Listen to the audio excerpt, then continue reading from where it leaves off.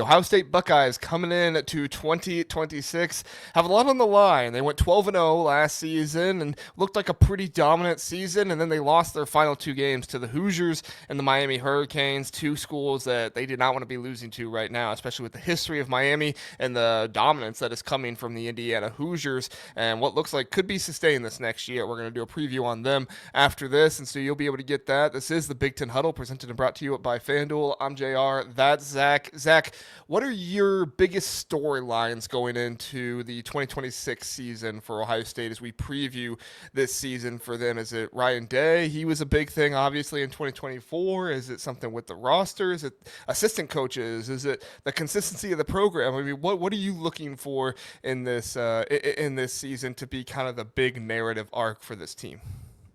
Can Ohio State get past Kent State in week 3? I think that is the biggest storyline. Yeah. Watch out. They're going to win like 56-0. If they lose to Texas, it'll be like 56-3. Okay. Let's give some respect to the If Flash. they lose to Texas, it'll be like 77 to -5. Okay. I don't even want to know how they got negative points. All right, go on. Shh. Anyway, no, I think to be serious, I do think that the part of the storyline is, can Ryan Day get 2? And particularly, can he do it with the bear of the schedule that they have?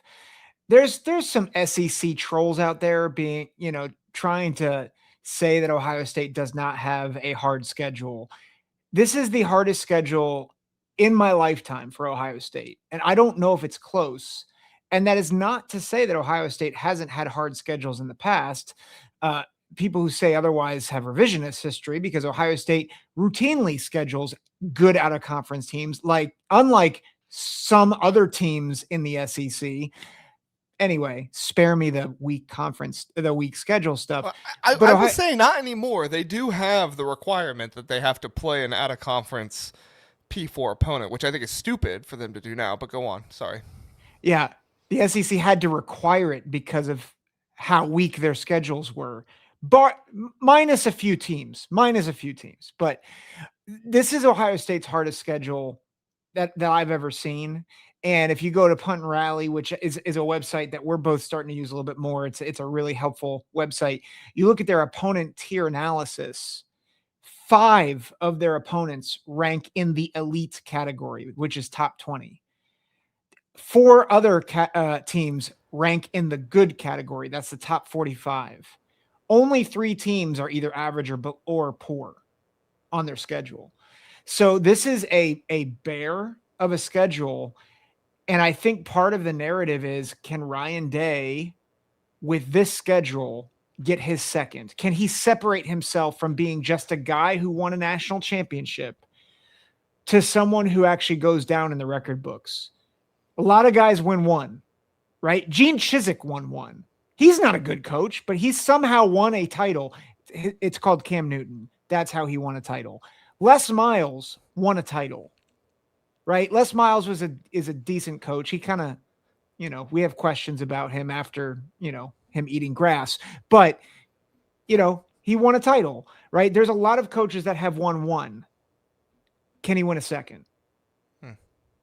It's going to be very interesting. I agree with you. I think that if Ryan Day gets his second, he already kind of separated himself from the standard of Ohio State coaches when he got his first. But now, if he gets that second, he will start separating himself from the rest of college football coaches, which he already should. I mean, he has the best winning percentage of any coach in all of college football history right now. It's pretty ridiculous how much he's able to win. You still have Bill Connolly ranking him the 8th best coach in the country. I don't understand. Can we just... I am skeptical about Ryan Day in certain areas. Why does he have a job? How do you rank Bill him Connolly? Objectively? Yeah, it's the all-time worst idea ever. Sorry, I interrupted. Keep going. Yeah. Well, if you argue with him on Twitter, he'll just say, "Well, all the numbers say," and it's like, okay, well, your numbers are wrong. Anyway, I've argued with The, him on Twitter before.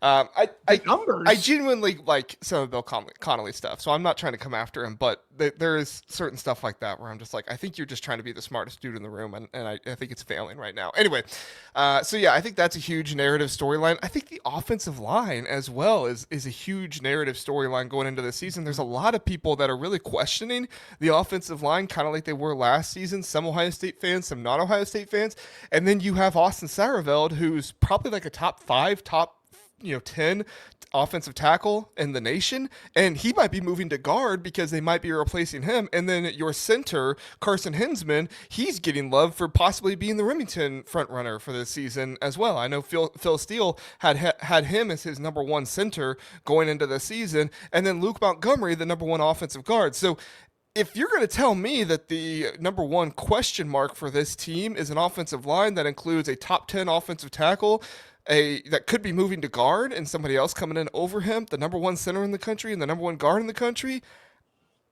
man, I don't know where the holes are on this team. Now, obviously, that is not my weakest part of the offense. I shouldn't say weakest. The thing that I am least confident in the offense. If I had to choose something that I would be the least confident in, it would be the tight end room, because I think there's just so much unproven talent in there. At the Ohio State level, you have Nate Roberts, Mason Williams, Hunter Wellstein comes in from Northwestern, and some other guys as well.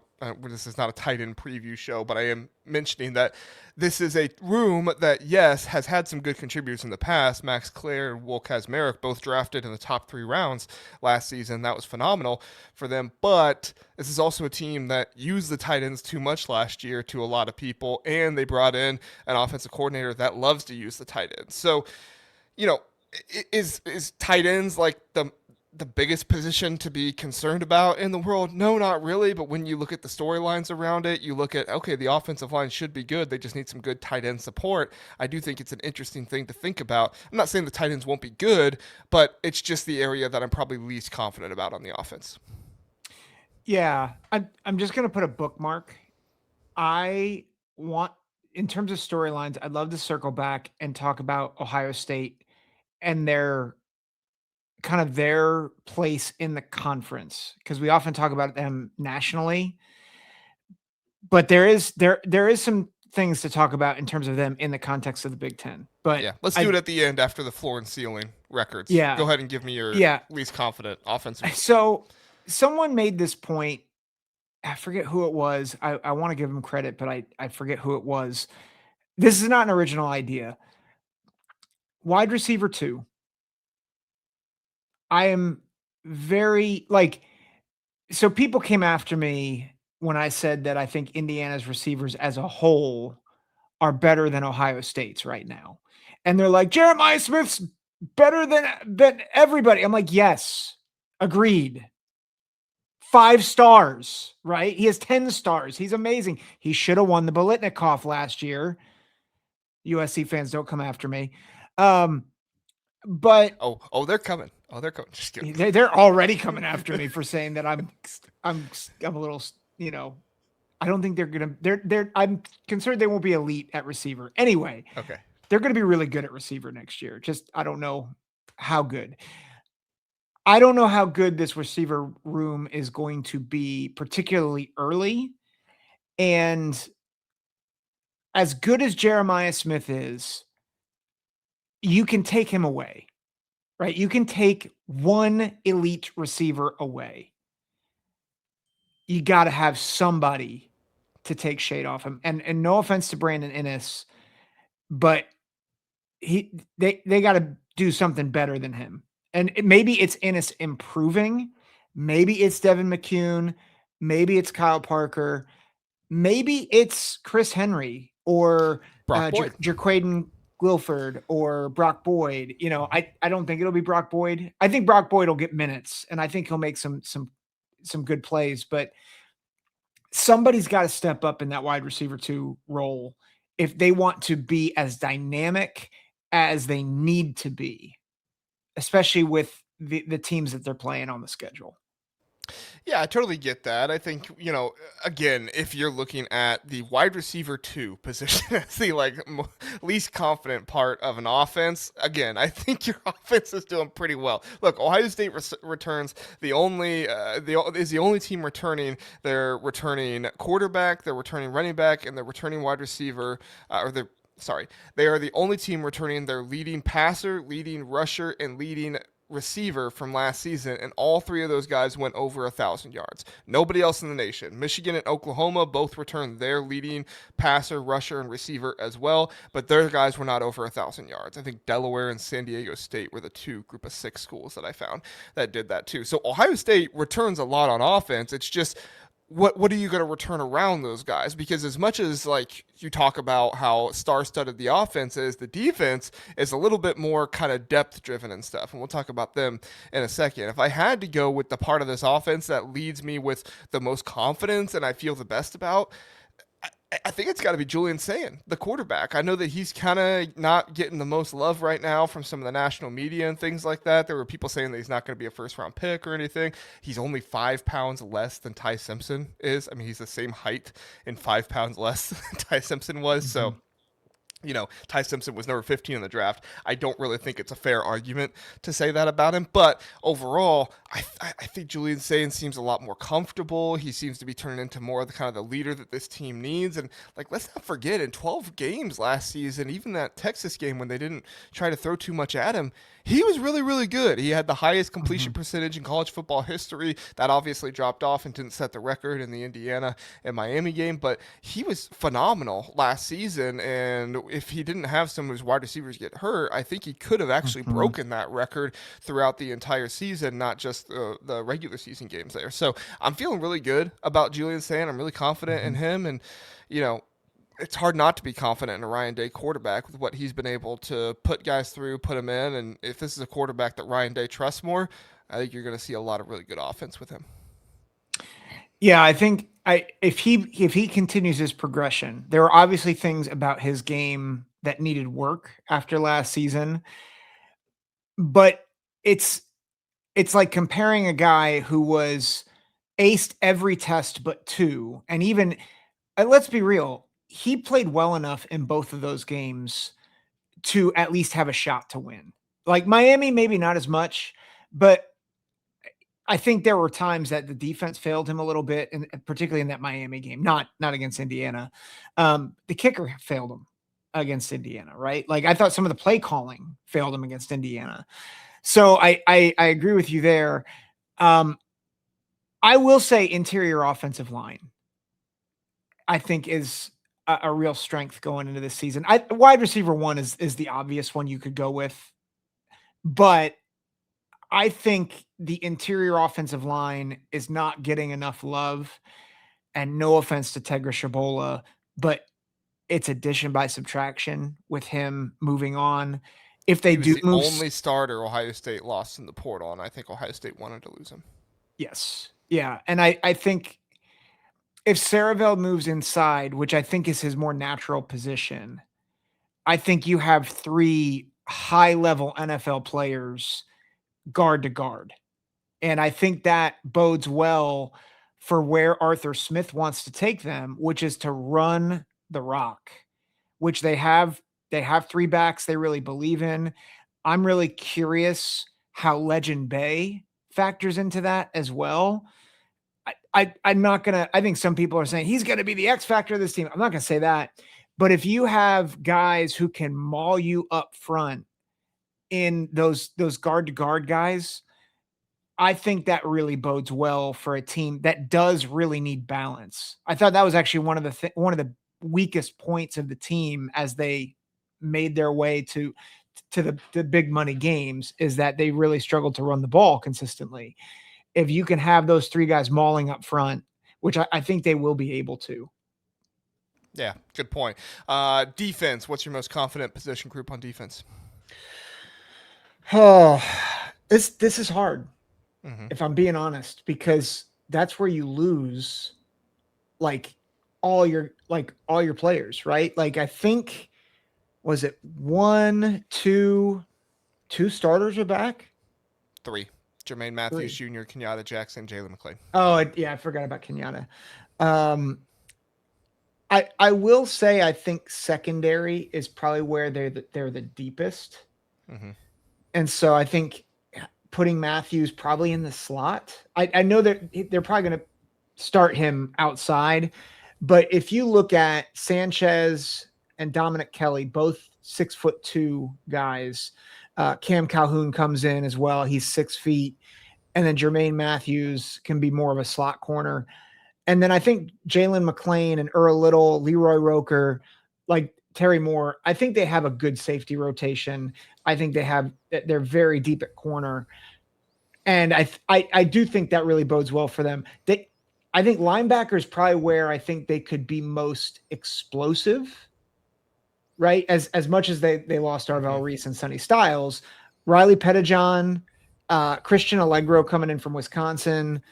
I think Peyton Pierce is kind of the solid, like he's your guy where you're like, he kind of is the glue, but I think they have some guys who are going to flash at that linebacker position, but those would be the two areas where I'm like, I think they can get some things done. Interesting. All right, so you and I are almost exact opposites here. The part of the team that I'm most confident in on defense is the defensive line, which I think you're going to probably say is your least confident. And Phil Steele ranked the defensive line for Ohio State number 1 in the country. Over Oregon, over Indiana, over Oklahoma. I mean, he has them as ranked as the number 1 overall defensive line, which is pretty incredible. But when you really do look into it, you're looking at James Smith, John Walker, both one tech type of dudes in there. If you can get Edric Houston to play well at the 3 tech position, but even if he doesn't play well, I think you got some other guys in there that could possibly come in, play well too. And also, I don't know if this is going to be your traditional 4-man up front, defensive line situation. I think you could see kind of 3 men down sometimes and see some of the guys work more toward the inside too. You got Kenyatta Jackson, you got Zion Ziggy Grady, who's going to be in there. I think Epi Satanale is going to play some good time this time as well.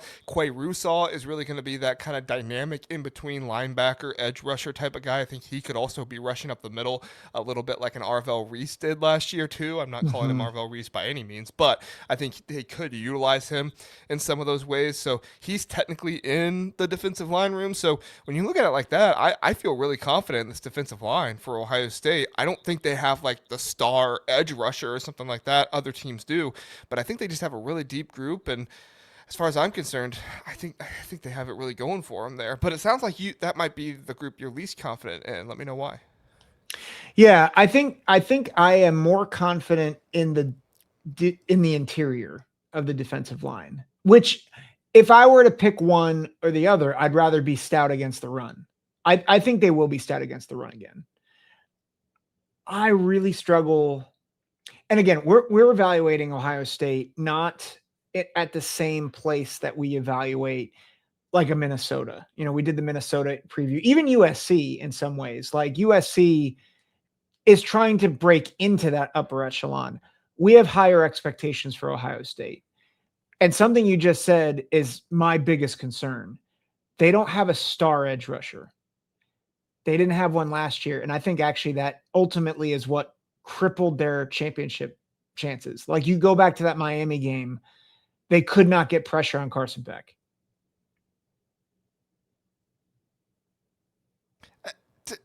To a certain extent, yes. But I think the running game for Miami also helped that. I think Mark Fletcher was also a big part of that as well because they had to stay home and stay to kind of, combat that's fair. That's a little bit more. But so I'm not saying you're wrong, but I do think there maybe is a little bit more context to the edge there. But I totally agree with you. They do not have the star edge rusher. Kenyatta Jackson can be that, but he was not that last season. And so it is interesting to think about. And I think to that point, like, I think this team, I think that there's a lot of hypothetical, this could be great about Ohio State. So even like my thought about the linebackers or my thought about the secondary, I think there is a reality that all 3 levels of this defense have big question marks. And I think to me, the way I've thought about this question is which one am I least, do I feel like the question marks are the smallest? I feel like defensive line is my biggest question mark So I think they could be phenomenal, but I'm not where Phil Steele is yet. Like I don't have them as the top rated defensive line in the conference. Honestly, I think it has to be Oregon because of who they bring back. But we also saw Penn State bring a lot of defensive linemen back, and we saw how that worked out, right? That's fair. That's fair. But I don't think Dan Lanning's going to let them do what James Franklin. No. I'm not comparing Oregon to Penn State. I'm just saying, like, it's possible to have a lot coming back and still have a group that can underperform at times. Yeah. Go ahead. I'll just say this last thought. I think the thing that I want to see, and I'm not sure we're going to get it, is can they reach the quarterback with 4 or with 3? Can they, like, do they have to send exotic blitzes? Do they have to send linebackers? Because I think if they do, I think that really undercuts them as a defense. But if they can get 4, if they can rush 4 or even 3, and Rousseau is able to get pressure, or if Houston and Walker and Smith are able to get pressure up the middle, that changes the dynamic of this defense. But that remains to be seen for me. So my probably least confident group is linebacker, just because similar thing with the tight end position, just not a whole lot of proven talent there. I think there's a lot of hype for guys like Peyton Pierce, Riley Pettijohn, obviously Christian Allegro comes over from Wisconsin. I don't really know what Christian Allegro role is going to look like. TJ Alford is another guy who can kind of get in there. Riley Pettijohn, I think, has a whole lot of hype, but he also missed the spring. So is he going to be kind of what he should be right away? Is that going to take very much time to kind of gel and get into it? So there's just a few things with the linebacker position that I'm a little concerned about, but nothing too overly concerned, because ultimately they have James Laurinaitis as their position coach there. And I think James Laurinaitis is proving to be one of the best, if not the best, position coaches in the country. His recruiting, his development. I mean, you send 2 guys into the top 10 of the NFL draft at their position, guys that don't normally go top 10, right? Arvell Reese, he was kind of an edge build a little bit, so that made sense. But Sonny Styles, he's a true Mike linebacker type of guy in college. You don't see guys like that go top 10 very often, but obviously the athleticism and everything else really helped with that. So Peyton Pierce, I think, has a whole lot of potential. Like I said, TJ Alford, those guys. I just need to see it. I haven't seen it yet. That's one position group. I think you put it very, very best. They could be very explosive, but we just don't know. We haven't seen it yet. Yeah. So let's look. Oh, go ahead. Really fast. Nope. Go ahead. Okay.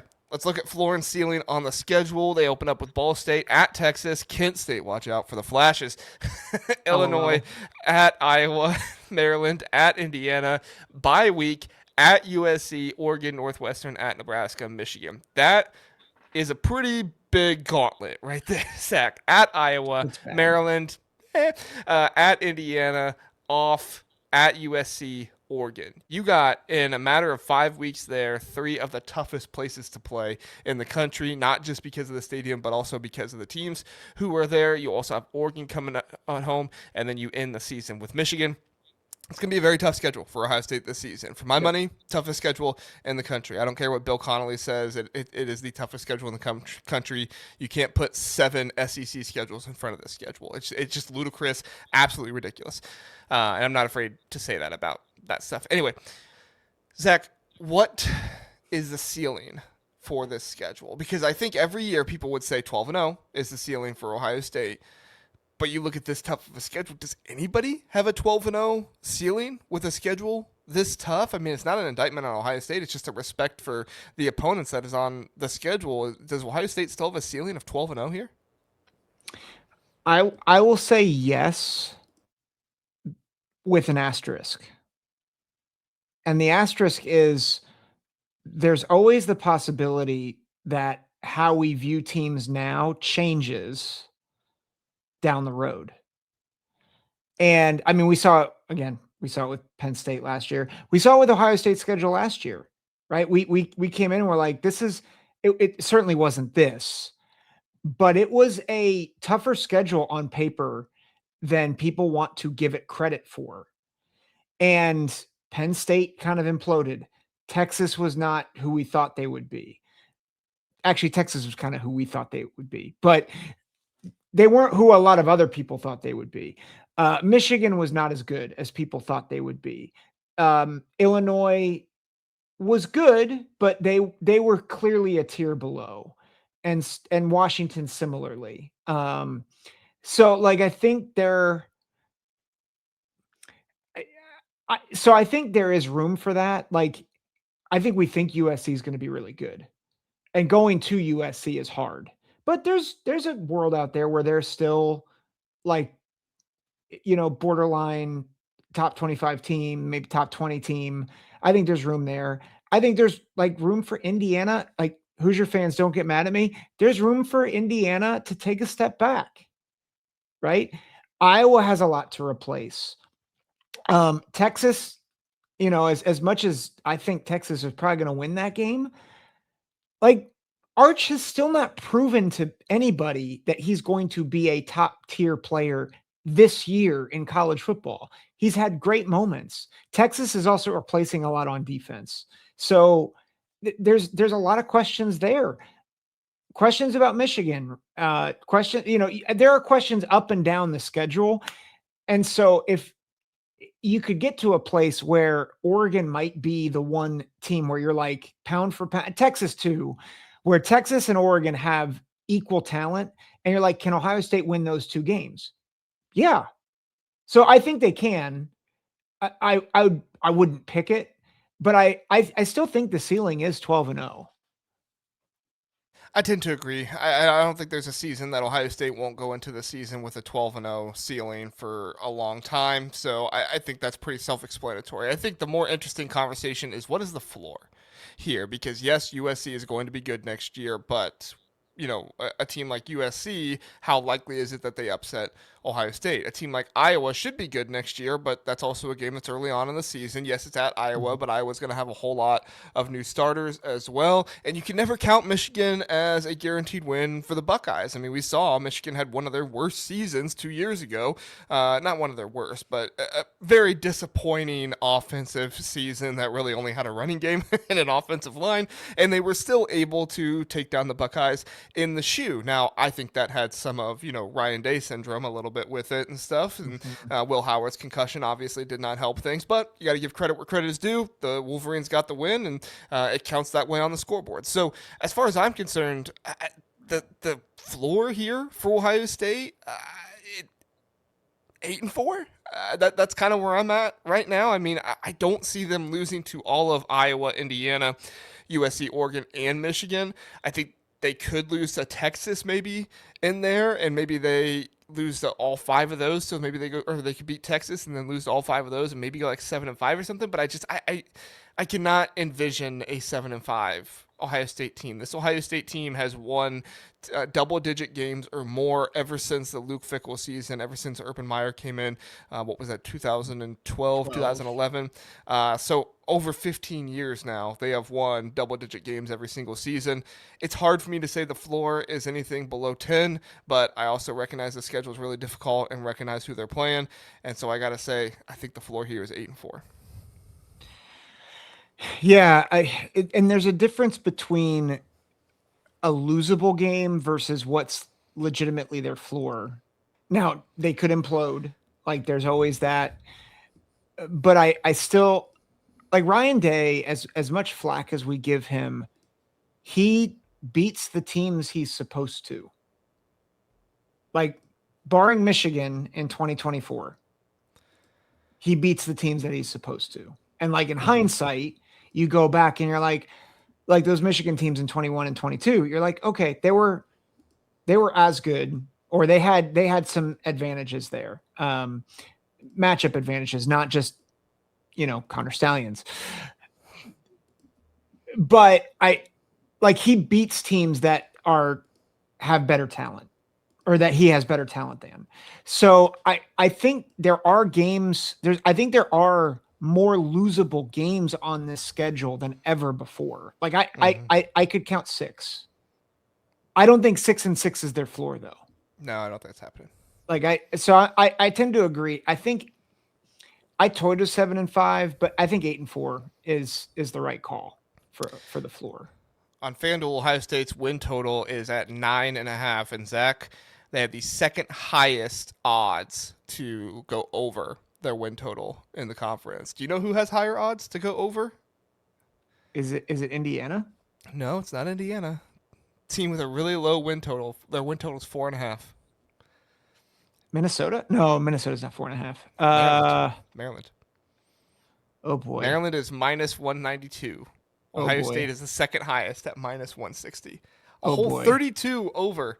So yeah, if you are really thinking Mike Locksley is going to get fired next year, you go check out the plus 154 on Maryland's under 4.5 win total there. If you want to check that out, but I think it's Don't really do it. telling that Ohio State has a 9.5 win total, and they are the second highest in the Big Ten odds to go over. Now, I think a lot of that does have to do with what you mentioned, Zach, the hierarchy of the conference and where Ohio State is. Although Ohio State hasn't won the conference since 2019, this is still the flagship school of the conference. This is the school that has maintained its hierarchy at the top three of the conference year in and year out. This is a school that has been the most consistent school in all of college football. It's not just the Big Ten, but in all of college football. This is a school that will pretty much never not be considered a team that's going to contend for the conference. Obviously Indiana, obviously Oregon, teams like that. But you look at the longevity and everything, where this team is at, and people ranking Ryan Day as the 8th best coach in the country because people just have this idea of Ohio State will win no matter who is their head coach. I think you have to say that Ohio State is still top dog in this conference. Maybe not top dog going into the season in terms of, they're going to win the conference because of how difficult the schedule is, but still top dog in perception and the team that's going to lead this, conference to the playoffs and have one of, if not the best chances to win the national championship year in and year out.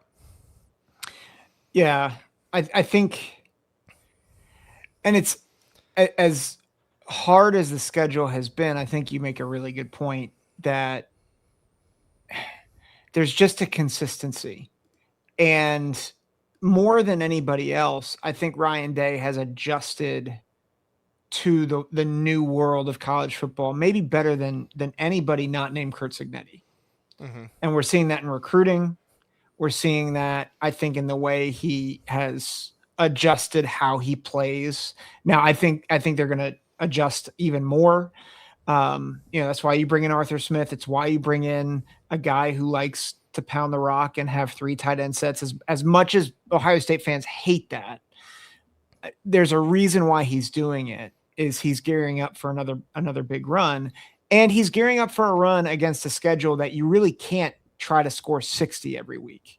Mm-hmm. Like, you're gonna have to have some grinded out games if you want to survive and you want to be fresh when you get to the Big Ten championship game in the playoffs. And I think you could see Ohio State try to come out and just go crazy in some of these games because Ryan Day does want to rest some of these guys. You think of Michigan State back in 2021, I think it was, when they came out and they won the first half, 49-0 or something like that. I don't think they're doing that to Iowa or USC anytime soon, but I do think that we could see Ryan Day really try to go for it at the beginning of the games more so than he has been in the past, because he does really seem to like to have his guys be fresh at the end of the season. The only way you're going to do that is if in the third quarter against some of these teams like Iowa, USC, Michigan, if you really jump on them fast and try to get out there, because you let these teams hang around, they're going to turn it into a dogfight for you, and these are going to be tougher games than I think Ryan Day and the staff will want them to be on their players. So very interesting season going forward for Ohio State. We'll have it all covered here on the Big Ten Huddle. I also run an Ohio State podcast. Shameless plug here. Go check me out over at Buckeye Huddle, the Buckeye Huddle podcast, where I talk Big Ten and Ohio State, primarily Ohio State, all the time and everything that's going on there. So go check it out. And you can catch me and Zach here Sunday and Tuesday nights at 9 p.m. Eastern time. And you'll check out all the other great content we have here on the channel. So thanks for being here. Thanks for watching. Thanks for listening. Have a good one. We'll see you next time.